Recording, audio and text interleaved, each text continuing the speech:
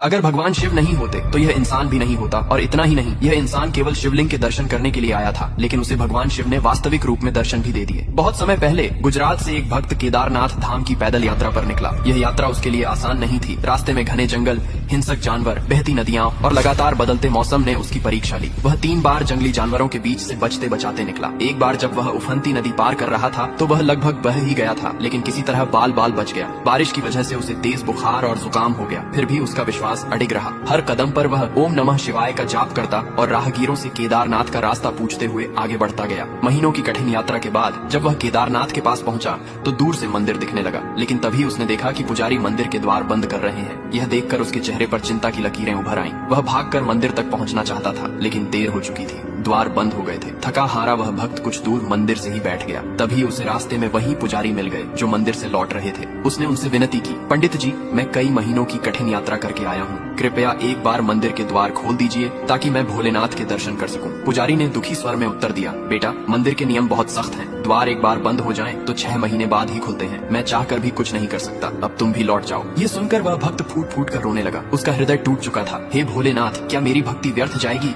मैंने केवल आपके दर्शन की आशा में यह संपूर्ण यात्रा की थी। अंधेरा घिर चुका था, ठंड बढ़ रही थी, भूख और थकावट शरीर को तोड़ रही थी, लेकिन वह भक्त वहीं बैठकर शिव नाम का जाप करता रहा। तभी उसे किसी की आहट सुनाई दी। एक सन्यासी बाबा उसके पास आए। उन्होंने करुणा भरे स्वर में पूछा, बेटा, क्यों रो रहे हो? अब यहाँ बहुत ठंड पड़ेगी, तुम यहाँ कैसे रहोगे? भक्त ने अपनी पूरी व्यथा बाबा को सुना दी। बाबा ने उसे स्नेह पूर्वक भोजन और पानी दिया और बोले, चिंता मत करो बेटा, मैं यहाँ सालों से रहता हूँ। मुझे विश्वास है कि सुबह मंदिर के द्वार अवश्य खुलेंगे। तुम भगवान के दर्शन जरूर करोगे। अब तुम आराम से सो जाओ। बाबा के शब्दों में आश्वासन था। वह भक्त वहीं सो गया। सुबह उसकी आंख खुली तो वह चौंक गया। बाबा वहाँ नहीं थे। वह इधर उधर देखने लगा। तभी उसने देखा कि मंदिर के पुजारी और अन्य लोग मंदिर की ओर जा रहे हैं। वह दौड़कर पुजारी के पास गया और बोला, पंडित जी, आप तो कल कह रहे थे कि मंदिर 6 महीने बाद खुलेगा, फिर आप आज यहाँ कैसे? पुजारी बोले, बेटा, आज मंदिर के बंद होने के 6 महीने पूरे हो चुके हैं। तुम जब मुझे मिले थे उस समय मंदिर बंद हुआ था, और अब आज तुमसे फिर मिल रहा हूँ 6 महीने बाद। भक्त अवाक रह गया। नहीं नहीं, मैं तो कल ही आया था और मंदिर के बाहर ही रात बिताई। एक सन्यासी बाबा ने मुझे आश्वासन दिया कि मंदिर जरूर कल खुलेगा। उन्होंने मुझे भोजन भी कराया और मैं सो गया। पुजारी हैरान हो गए। बोले, ये कैसे हो सकता है?